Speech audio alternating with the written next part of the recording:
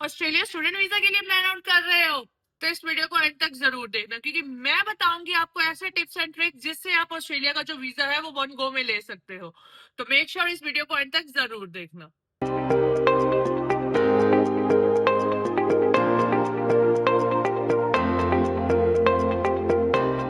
Hello everyone, this है ज्योति गांधी। आज का ये वीडियो स्पेशल बच्चों के लिए है जो साल 2026 के अंदर ऑस्ट्रेलिया स्टडी वीजा के लिए प्लान आउट कर रहे हो।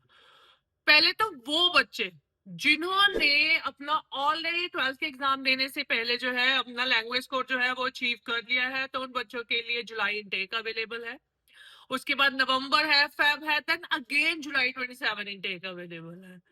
या वो वाले बच्चे जिन्होंने अभी लैंग्वेज स्कोर देना है, जो रिसेंट में अपने 12th के एग्जाम से जो है वो फ्री हुए हैं, तो उन बच्चों को 3 इनटेक मिलेंगे ऑस्ट्रेलिया में अपना स्टडी वीजा को प्रोसेस करने के लिए। नवंबर 26, फेब 27 एंड जुलाई 27। तो ऑस्ट्रेलिया का स्टूडेंट वीजा का जो प्रोसेस है वो बहुत ही कॉम्प्लिकेटेड सा प्रोसेस लगता है बच्चों को। रीजन बीइंग कि उसमें एक प्रोसेस जीएस प्रोसेस होता है जो बहुत ही ज्यादा डिफिकल्ट है। उसके ऊपर मैं बाद में आऊंगी कि आपको इसको कैसे करना है। तो सबसे पहले जो रिक्वायरमेंट रहती है, मैं रिक्वायरमेंट की बात करूंगी। सबसे पहले जब हम ऑस्ट्रेलिया का प्रोसेस जो है वो स्टार्ट करते हैं, इसमें असेसमेंट का स्टेज है जो सबसे मेन स्टेज रहता है, जिसके अंदर आपकी प्रोफाइल को पूरा का पूरा एनालाइज किया जाता है।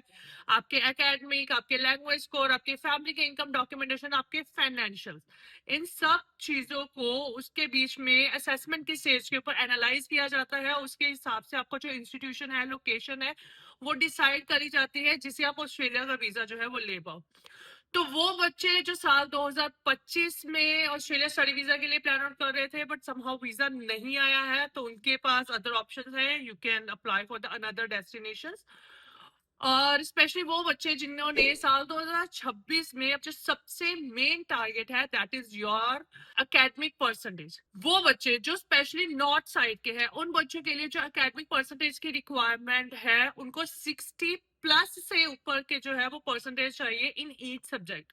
अब कोई से भी बैकग्राउंड वाले हो, आर्ट्स वाले हो, कॉमर्स वाले हो, मेडिकल वाले हो, नॉन मेडिकल वाले, अब कोई भी बैकग्राउंड वाले हो, तो आपको अगर ऑस्ट्रेलिया जाना है तो मेक श्योर कि आपकी जो ओवरऑल परसेंटेज है वो 60 प्लस होने चाहिए। अगर 60 से बिलो है तो वही है, आप D2D के लिए जाओगे, वीजा आउटकम बहुत ही ज्यादा जो है आप लोगों के लिए टफ हो जाएगी वीजा ले पाना। तो मेक श्योर कि आपकी जो परसेंटेज है, होप आपने एग्जाम है वो बहुत ही अच्छे तरीके से दिया होगा और आपका जो रिजल्ट है वो बहुत ही बेटर वे में आएगा। तो आप ऑस्ट्रेलिया प्रोसेस तभी करना अगर आपके परसेंटेज जो है वो 60 प्लस है। 60 से बिलो है तो ऑस्ट्रेलिया के ऊपर टाइम वेस्ट करके 3-4 महीने खराब करने से बेटर ये है कि आप अनदर कंट्री के लिए पहले से ही लुकआउट कर लो। नंबर 1, आपके एकेडमिक की परसेंटेज। अब कोई से भी बैकग्राउंड वाले बच्चे हो, ऑस्ट्रेलिया जा रहा है तो 60 प्लस परसेंटेज जो है वो होनी चाहिए, specially for the arts student. अगर आपने आर्ट्स में वोकेशनल सब्जेक्ट लिए हुए हैं जैसे म्यूजिक हो गया, fine arts, home science, physical education वाले ऐसे वाले सब्जेक्ट्स हैं, तो भाई आई सजेस्ट ऑस्ट्रेलिया के लिए बिल्कुल भी प्लान आउट मत करना, क्योंकि आज की डेट में इन बच्चों के लिए ऑस्ट्रेलिया का वीजा ले पाना is next to the impossible. आपके एकेडमिक हो गए। नंबर 2 आ जाती है आपकी लैंग्वेज प्रोफिशिएंसी। चाहे आप आईएलटीएस के साथ जाओ, चाहे आप पीटी के साथ जाओ, आपकी जो लैंग्वेज की रिक्वायरमेंट है वो 6 नॉट लेस देन 5.5 है फॉर बैचलर्स डिग्री के लिए। अगर आप मेडिकल के कोर्सेज के लिए जाना चाहते हो तो 7 ईच बैंड कोर्स की रिक्वायरमेंट है। अगर आपने भी लैंग्वेज स्कोर देना है then I would suggest overall 6.5 not less than 6 man score को टारगेट करके चलो, ताकि बाय एनी चांस आपको ऑस्ट्रेलिया का वीजा नहीं लगता है तो आप अनदर डेस्टिनेशन के लिए भी जो है वो लुकआउट कर सकते हो। सो मेक श्योर जो बच्चों ने अभी लैंग्वेज का टेस्ट देना है उन्होंने लैंग्वेज स्कोर में, चाहे आप आईएलटीएस करो चाहे आप पीटी करो, उसमें 6.5 not less than 6 man score को टारगेट लेके चलना है, ताकि आपका जितना अच्छा एकेडमिक होगा, आपका जितना अच्छा लैंग्वेज प्रोफिशिएंसी होगा, आपको उतने ही अच्छे चांस मिलेंगे अपने लिए स्कॉलरशिप को अचीव करने के लिए। यस, ऑस्ट्रेलिया में भी स्कॉलरशिप्स मिलती हैं from 10% till 35% of the tuition fees का जो है वो बच्चे को स्कॉलरशिप मिलता है, अगेन जिससे आप जो है अपने फाइनेंशियल को इजीली मैनेज कर पाते। ऑफर लेटर आने में हार्डली 10 to 15 डेज का टाइम लगता है ऑस्ट्रेलिया में। तो अगर आपके एकेडमिक अच्छे हैं, आपका लैंग्वेज स्कोर अच्छा है, तो जब आपका ऑफर लेटर आएगा उसके ऊपर आपको एक अच्छा अमाउंट ऑफ स्कॉलरशिप जो है वो लग के रहेगा। ऑस्ट्रेलिया के केस में सबसे पहले जो ऑफर लेटर आता है that is a conditional offer letter. Conditional offer letter के ऊपर आपका बाकी का फर्दर प्रोसेस जो है वो डिपेंड करता है। डिपेंड करता है आपका जीएस राउंड। अब जीएस राउंड के लिए मैंने वैसे तो ऑल दो एक सेपरेट वीडियो जो है वो बनाया हुआ है, जिसमें मैंने बच्चों के लिए ये गाइडेंस दिया था कि भाई आपको ऑस्ट्रेलिया का जब भी आप प्रोसेस शुरू कर रहे हो एटलीस्ट 3 से 6 महीने पहले अपने जीएस डॉक्यूमेंटेशन जो है वो प्रिपेयर करके चलने शुरू करो। पर अगर आपने अभी तक जो है वो वीजा डॉक्यूमेंटेशन रेडी नहीं करे हैं, देन अभी भी टाइम है, start working on your GS documentation. GS documentation में आ जाते हैं आपके फाइनेंशियल्स। ऑस्ट्रेलिया में आज की डेट में सबसे ज्यादा मेन जो चीज है दैट इज द फाइनेंशियल। अगर आपके फाइनेंशियल अच्छे नहीं है, आपके फाइनेंशियल स्ट्रांग नहीं है, तो वीजा ले पाना तो दूर की बात, आपका जीएस राउंड ही क्लियर नहीं होगा। क्योंकि जीएस राउंड के जब तक आपका जीएस राउंड क्लियर नहीं होगा तब तक अनकंडीशनल ऑफर नहीं आएगा, अनकंडीशनल ऑफर नहीं आएगा तो आप फी पेमेंट नहीं कर पाओगे। जिन बच्चों को जीएस राउंड का नहीं पता है तो मैं उनको बता देती हूँ, जो जीएस राउंड होता है that is a genuine student round होता है, जिसके अंदर आपकी पूरी की पूरी प्रोफाइल को एनालाइज किया जाता है, आपकी क्रेडिबिलिटी को चेक किया जाता है, आपके फाइनेंशियल, आपके फैमिली के इनकम डॉक्यूमेंटेशन, आपकी स्पॉन्सर की डिटेल्स वगैरह को, हर एक चीज को एनालाइज किया जाता है, चेक किया जाता है कि क्या ये डॉक्यूमेंटेशन के साथ आप अपना वीजा भी ले पाओगे या नहीं ले पाओगे। तो जीएस राउंड ऑस्ट्रेलिया के केस में सबसे ज्यादा इंपॉर्टेंट है, क्योंकि जीएस राउंड क्लियर नहीं होगा, अनकंडीशनल ऑफर नहीं आएगा। जब तक अनकंडीशनल ऑफर नहीं आएगा तब तक आप ना फी पे कर पाओगे ना ऑस्ट्रेलिया की फाइल लगा पाओगे।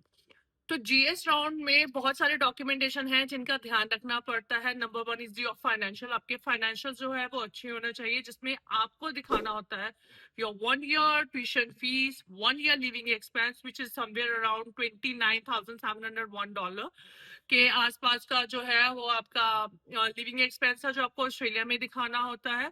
आपको 1 ईयर की ट्यूशन फीस दिखानी होती है विच स्टार्ट फ्रॉम $36,000। डिपेंड करता है कि आपको स्कॉलरशिप जो है वो कितनी मिलती है, आप किस तरह के रैंकिंग वाले इंस्टीट्यूशन के लिए जा रहे हो, बाकी की फीस आपके उसके ऊपर डिपेंड करती है। तो जीएस राउंड में आपको 1 ईयर की फीस प्लस 1 ईयर का लिविंग एक्सपेंस दिखाना है। सेविंग में फंड दिखाओगे तो 6 मंथ ओल्ड फंडिंग जो है वो आप दिखा के चलो, और विद सोर्स दिखा के चलो, क्योंकि इंस्टीट्यूशन किसी भी स्टेज के ऊपर आकर आपसे फंडिंग की जस्टिफिकेशन मांग सकते हैं। अगर आपके पास फंडिंग की जस्टिफिकेशन नहीं है या शॉर्टफॉल है फंडिंग, लेट्स सपोज आपको 35 to 40 लाख का जो है वो फंड चाहिए, आप कहते हो कि हमारे पास 15-16 लाख का फंड जो है वो सेविंग में पड़ा है, या पेरेंट्स अगर वर्किंग है तो उनके सैलरी अकाउंट वगैरह में पड़ा है। उसके अलावा आप एजुकेशन लोन भी ले सकते हो। मेक श्योर आप सिक्योर्ड एजुकेशन लोन के साथ ही ऑस्ट्रेलिया में आज की डेट में फाइल लगाओ, उससे वीजा आउटकम जो है वो इजीली आ जाता है। सैलरीड वाले जो पेरेंट होते हैं उनको फंडिंग पुराने करने के लिए माइंड में ये आता है कि भाई हमें सैलरी भी पुरानी करनी पड़ेगी। So the answer is no, salary पुरानी नहीं करनी पड़ती है। सैलरी इज जस्टिफाइबल इनकम, वो आपकी कंटिन्यूटी में आती है, हर महीने की इनकम है जिसको आप यूज कर सकते हो for the financial. Parents government employ है, you can use the government provident fund. आपका पब्लिक प्रोविडेंट फंड भी है जिसको हम जीपीएफ पीपीएफ बोलते हैं, आप उसको भी यूज कर सकते हो। अगर आपके पेरेंट्स के पास एनपीएफ है और वो एनपीएफ भी विड्रॉ कर सकते हैं, then you can use that amount as well. हम थर्ड पार्टी स्पॉन्सर में ऑस्ट्रेलिया में इतनी ज्यादा प्रेफरेंस नहीं देते हैं, तो अवॉइड करो थोड़ा सा थर्ड पार्टी स्पॉन्सर को। बट फिर भी अगर किसी रीजन की वजह से आपके फंडिंग पूरे नहीं हो रहे हो, then you can take the 30% of the financial from your blood relation relative. जो फर्स्ट रिलेशन में आते हैं उनसे आप 30% का फंडिंग जो है वो ले सकते हो, चाहे आप बैचलर्स के लिए जा रहे हो चाहे आप मास्टर्स के लिए जा रहे हो। तो जो आपको फंडिंग दिखानी है वो 35 अप टू 40 लाख का फंडिंग जो है वो दिखाना है। फंडिंग के अलावा जो मेन पार्ट है that is the income documentation.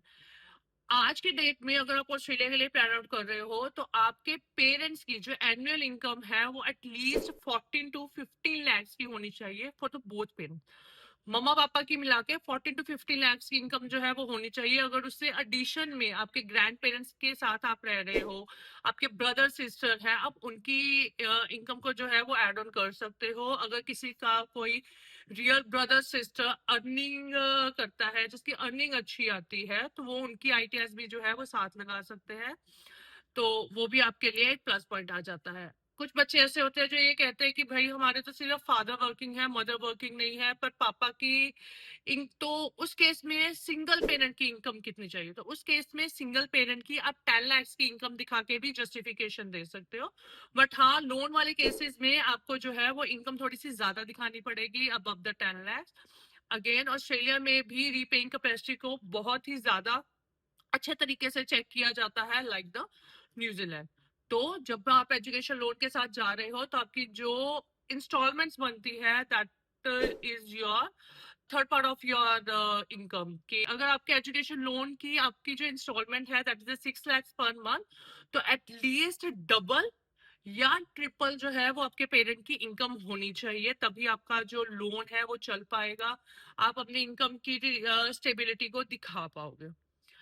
Offer letter हो, एकेडमिक हो गए, आपके लैंग्वेज डॉक्यूमेंटेशन हो गए, आपके जीएस के डॉक्यूमेंटेशन हो गए। जीएस में सबसे ज्यादा दिक्कत आती है उन बच्चों को जिनके पेरेंट्स का बिजनेस है। वो कहते हैं भी हम रिसेंट की डेट में एमएसएमई बनवा देते हैं, क्या वो चल जाएंगे? वो चल तो जाएंगे आज की डेट के एमएसएमई, पर उस एमएसएमई के अलावा आपको जो एडिशन में डॉक्यूमेंटेशन देने होते हैं, like your shop establishment certificate, वो आपको देना होता है। आप बिजनेस रन कर रहे हो तो वो गूगल पे की ट्रांजैक्शंस भी आपके पेरेंट्स को जो है वो दिखानी पड़ती है।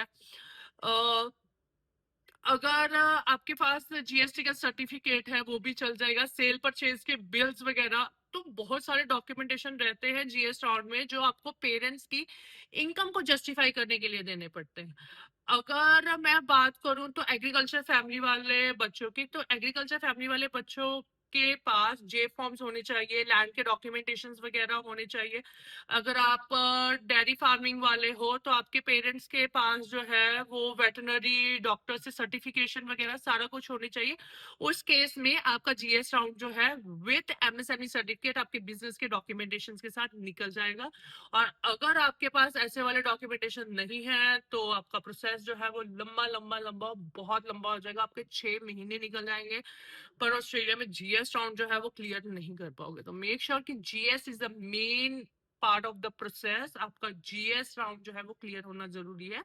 पर जीएस राउंड क्लियर होने का मतलब ये नहीं है कि ऑस्ट्रेलिया इमिग्रेशन आपको वीजा दे देगी।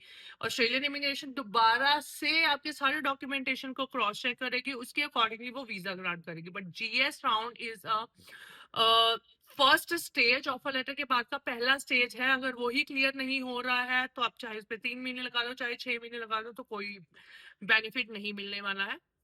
बट आई वुड सजेस्ट उन बच्चों के लिए जिनका ऑस्ट्रेलिया ही जाना एम है, तो आप लैंग्वेज स्कोर करो। लैंग्वेज स्कोर देने के बाद आप कहीं ना कहीं पर अपने लिए एडमिशन जो है वो जरूर सिक्योर करो, ताकि आपका जो टाइम है वो खराब ना हो, आपके 6 महीने, आपका 1 साल खराब ना हो। बाय एनी चांस ऑस्ट्रेलिया का वीजा नहीं लगता है तो एटलीस्ट बस 1 साल का ग्रेजुएशन का कुछ तो एविडेंस रहेगा ना कि भाई मैंने 1 साल पढ़ाई करी।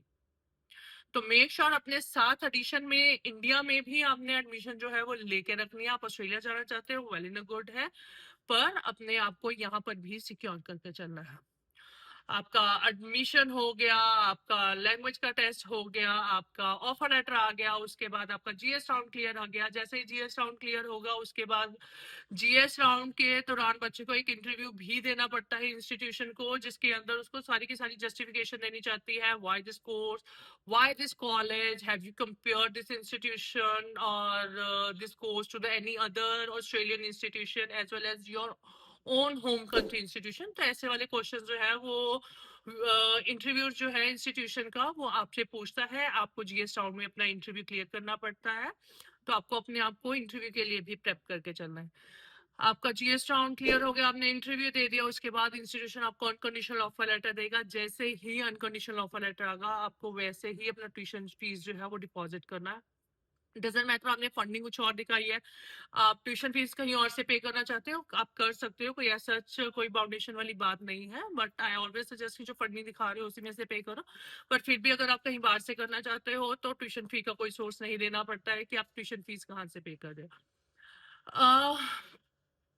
ट्यूशन फी पे करने के बाद आपके पास 10 to 12 डेज के बीच में आपके पास सीओई आ जाएगा, which is called confirmation of enrolment.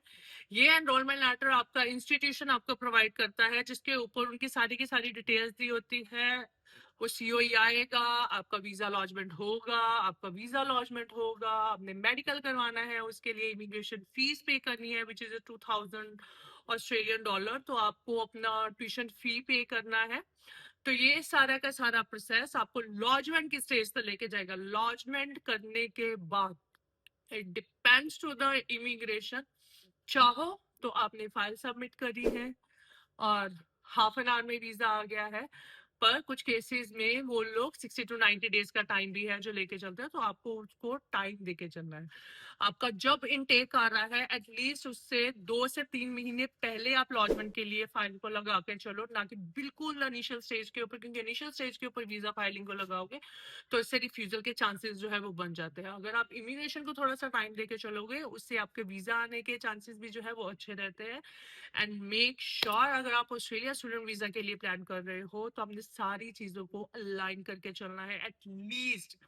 At least आप 5 to 6 मंथ बिफोर जो है वो अपना प्लान आउट जो है वो करना स्टार्ट करो, ताकि अगर आपको कहीं पर डॉक्यूमेंटेशन अरेंज करने में, फंडिंग को मैनेज करने में थोड़ा सा टाइम जाता है, तो वो 5 to 6 मंथ का जो टाइम है वो आपको सारी चीजों को आराम से करने में, स्मूथ प्रोसेस में लेके जाएगा।